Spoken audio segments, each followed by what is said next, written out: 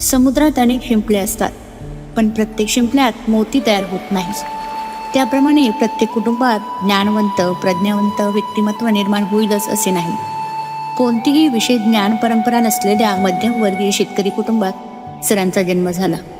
अकोला जिल्ह्यातील पातूर तालुक्यात असणारे सस्ती वाडेगाव हे सरांचे जन्मगाव.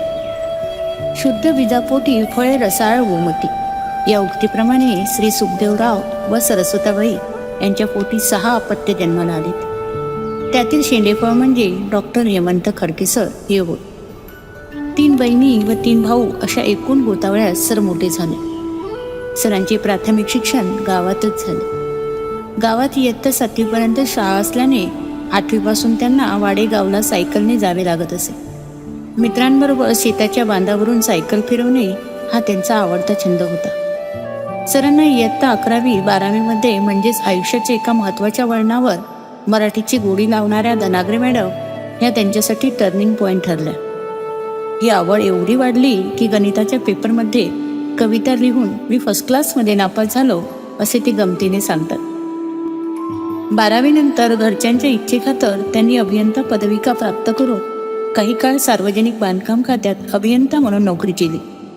परंतु एक अभिमनाचा कलाप्रेमी माणूस त्या दगडधोंड्यात राहू शकला नाही. आपला पिंड हा शिक्षकी आहे या तीव्र जाणिवेतून त्यांनी नागपूर गाठले. व्यक्त होण्याच्या आवडीतून जगण्याच्या धडपडीत त्यांनी 5 वर्षे नागपुरात पत्रकारिता केली. या दरम्यान नागपूर विद्यापीठातील पदव्युत्तर मराठी विभागातून MA ही पदवी उत्तम गुणाने उत्तीर्ण केली. येथे त्यांना द. कुलकर्णी, डॉक्टर यशवंत मनोहर, डॉक्टर वाव गावकर अशा दिग्गज शिक्षकांचा संवाद व मार्गदर्शन मिळाले. सोबतच ते नेट JRF उत्तीर्ण झाले. यानंतर त्यांनी विदर्भातील 4 वेगवेगळ्या महाविद्यालयात 5 वर्षांहून अधिक काळ शिक्षक म्हणून सेवा दिली. प्रत्येक ठिकाणी त्यांनी आपल्या प्रतिभेने व कार्यतत्परतेने आपला चाहता विद्यार्थी व शिक्षक वर्ग निर्माण केला.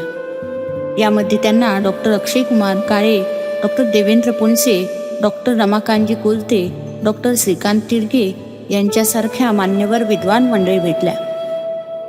या दरम्यानच त्यांना गुणवत्तेच्या आधारावर सन 2000मध्ये संत गाडगेबाबा अमरावती विद्यापीठाच्या पदव्युत्तर मराठी विभागात अधिव्याख्याता म्हणून नियुक्ती मिळाली व एक नामवंत प्राध्यापक म्हणून त्यांची ओळख निर्माण झाली. परंतु नंतरच्या काळात वैयक्तिक कौटुंबिक आयुष्यात खूप मोठा संघर्ष त्यांच्या वाट्याला आला. पण आयुष्यात येणारी संकटेच आपल्याला जगण्याचे आणि लढण्याचे बळ देत असतात. हे सूत्र आधाराला घेऊन त्यांनी या दुःखावर देखील हळूच हुंकर घातली. या संघर्षाच्या काळात मित्राचा फार आधार मला मिळाला अशी कृतज्ञता ते नेहमी व्यक्त करतात. याच काळात सरांच्या विस्कटलेल्या जीवनातील सूर परत जुळविला तो संगीता मॅडम यांनी. समाज व्यवस्थेने निर्माण केलेल्या जातीच्या भिंती तोडून त्यांनी सरांचा संसार नव्या उमेदीने उभा केला. सरांना 2 गुणी मुली आहेत. कुमारी आर्या हिने पुणे विद्यापीठातून मानसशास्त्र या विषयात पदव्युत्तर शिक्षण पूर्ण केले असून सध्या ती समुपदेशक म्हणून काम करत आहे. सरांची दुसरी लेक उर्वी हिने वाचन वक्तृत्व हे सरांचे गुण बालवयातच आत्मसात केले आहेत. नागपूर येथे आयोजित बाल साहित्य संमेलनाचे उद्घाटक हा बहुमान देखील तिला प्राप्त झाला आहे. पुण्यातील प्रसिद्ध फर्ग्युसन महाविद्यालयात सध्या तिची पदवीचे शिक्षण सुरू आहे. सरांनी आपल्या जवळपास 30 वर्षाच्या अध्यापन काळात एक संवेदनशील व्यक्ती, गोतावळ्यात रमणारा मित्र, विद्यार्थीप्रिय शिक्षक, व्यासंगी समीक्षक, दमदार वाचक, गंभीर अभ्यासक, नामवंत वक्ते, सूत्रसंचालक म्हणून आपली संपूर्ण महाराष्ट्रात खास ओळख निर्माण केली आहे.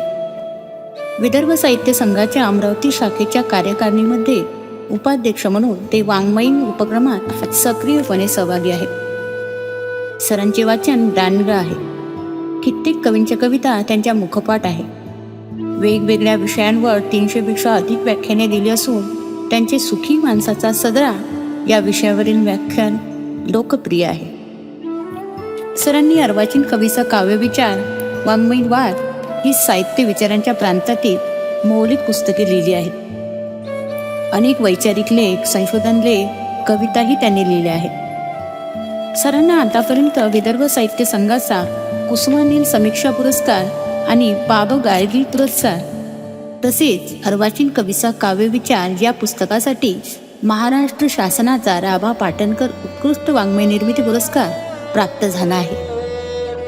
तसेच गिरीश गांधी फाउंडेशनचा प्रतिष्ठेचा पुरस्कारही जाहीर झाला आहे. डॉक्टर हेमंत खडके या व्यक्तिमत्वाने विद्यार्थ्यांच्या काळजात आपल्या हक्काचे एक स्वतंत्र स्थान निर्माण केले आहे. आपल्या ओघवत्या व प्रवाही वाणीने श्रोत्यांना मंत्रमुग्ध करण्याचे सामर्थ्य सरांच्या वाणीत आहे. अस्सल वराडी माणूस पण तितकत प्रमाण भाषेलाही मानणारा, उर्दू भाषेचाही गोडवा गाणारा आहे. याशिवाय जागतिक दर्जाचा सिनेमा, जाहिरात, गझल हेही त्यांचे आवडीचे विषय आहेत. सर विभागात समुपदेशक म्हणूनही काम करतात. विद्यार्थ्यांच्या अनगिनत विषयांवरील प्रश्नांचा निचरा करण्याचे साधन म्हणजे डॉक्टर हेमंत खडके हे होय. सर आज सेवानिवृत्त होत आहेत. सर 60 वर्षाचे झाले. मुळात हाच कित्येकांचा प्रश्न आहे. विद्यार्थ्यांच्या काळजाचा ठोका असलेले हे व्यक्तिमत्व कधीही निवृत्त होऊ शकत नाही. सरांचा हा जीवन प्रवास अद्भुत आणि तितकाच प्रेरणादायी आहे. त्यांचा हा संघर्ष पाहता गुरु ठाकूरांच्या कवितेच्या ओळी महत्त्वाच्या वाटतात. नशिबास कर हवे तेवढे वार म्हणालो, नशिबास कर हवे तेवढे वार म्हणालो, मानणार ना तरी कधी मी हार म्हणालो. केला सौदा संकटास वे आणि व्यथेला, खुशाल यावे उघडे आहे दार म्हणालो.